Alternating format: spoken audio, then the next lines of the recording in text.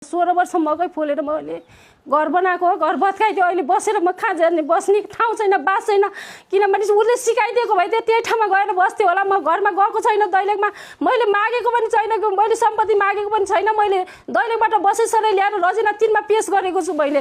किनभने अहिले मैले बच्चा मकै पालेर मैले घर बनाएको थिएँ। अनि त्यसपछि सब गरेको थिएँ। त्यो भत्काइदियो। अहिले हामीलाई आश थियो भत्काइदियो सब बनाइदिन्छ भन्ने पनि थियो। अहिले हामीलाई बनाइदिने अब किन माटाकै घर भइदिए पनि माटाकै घरमा गएर बस्थ्यौँ होला कि हामीले लिप घोस घसेर बेसनको गाडी भएर पनि बस्थ्यौँ होला। अहिले अर्काको यस्तोमा बसालेको छ। हामीलाई दिन्छ कि दिन्न त्यो हामीलाई आश थियो। आश पनि मरे सक्यो। अब किन कहिले आउनुहुन्छ सोध्नुहुन्छ जानुहुन्छ हामी दिन्छौँ पनि भन्नुभएको छैन। 3 नम्बर वडाको दिदी पनि आएर जानुभयो कि त भनिदिनु पर्ने यस्तो छ भनेर भनिदिएको पनि हामीलाई राम्रो लाग्थ्यो होला कि। किनभनेपछि अहिले त हामीलाई यस्तो भइरहेछ। किनभने चाहिँ अहिलेसम्म त टिङ थियो हामीसित बेचेर खायौँ। अब काममा जान पनि सकिरहेको छैनौँ। कहीँ जाऊँ भने नि कोही ठाउँमा मकै पोलेर पहिला मकै पोलेर मलाई ठेला सहित पनि दिएको, नगरपालिकाले मलाई ठेला दिएको छ, राख्ने ठाउँ पनि देखाएन। किनभनेपछि यो पुरै भनिदिनु पर्यो नि हामीलाई। मलाई ठेला दिएको छ, मैले भन्दैन कृषिले र नगरपालिकाले वितरण गरेको ठेला छ मसित, त्यो देखाइदिनु पर्थ्यो नि। मैले अहिलेसम्म मैले मकै पोलेर मैले बच्चा 2टा छोराछोरी मैले हुर्काएँ। मेरो छोरीको त्यहाँ अपाङ्ग छोरी सहित मैले त्यही मलाई दिएको थियो। त्यहाँ अपाङ्ग छोरीको टोयलेट बनाइदिएको यो ठाउँमा भत्काउँदाखेरि मेरो अपाङ्ग छोरी त्यही मरेको। मलाई त्यो चिनोमा अहिले म 10 चोटि गएर हेरेर आउँछु के।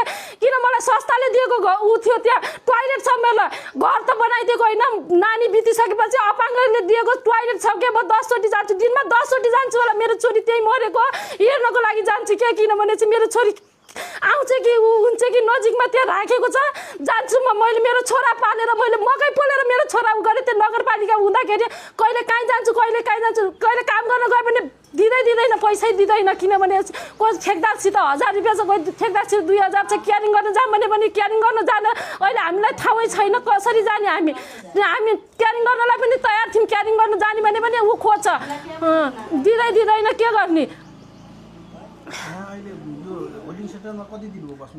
होल्डिङ सेन्टरमा हामी बसेको हामीलाई 26 गतिबाट आएर बसेको छौँ हामी। अब किनभनेपछि अस्ति पुरासम्म त ऊ थियो। अहिले त हामी बस पार्क जान्थ्यौँ होला। बस पार्क किन गएनौँ, पानीको सुविधा छैन, ऊ छैन। यहाँ वरिपरि त दिदी बहिनीसित चिनेको छ। यति वर्ष हामी 16 वर्ष यहाँ बस्छौँ। त्यसमा दिदी बहिनीसित पानी मागेर खान सक्छौँ, के मागेर खान सक्छौँ। कसैले त दिन्छ नि त। चुलाएर पकाउँछ, हामी ग्यासमा छनै छैन। म चुलामा पकाएर अहिलेसम्म मैले जङ्गलमा राति दिउँसो घामको धुपमा गएर पनि दाउरा ल्याएर मैले चुलामा भात पकाएर मेरो चुला त्यहीँ छ। मैले सुरुमा बसेको दिनबाट मैले चुलामै आगो बालेर मैले पकाइरहेको छु। मैले दाउरा खुलेको म जङ्गलमा दिउँसो 12 बजे धुपमा गएर पनि दाउरा ल्याएर मैले खाना पकाएर खान्थेँ कि।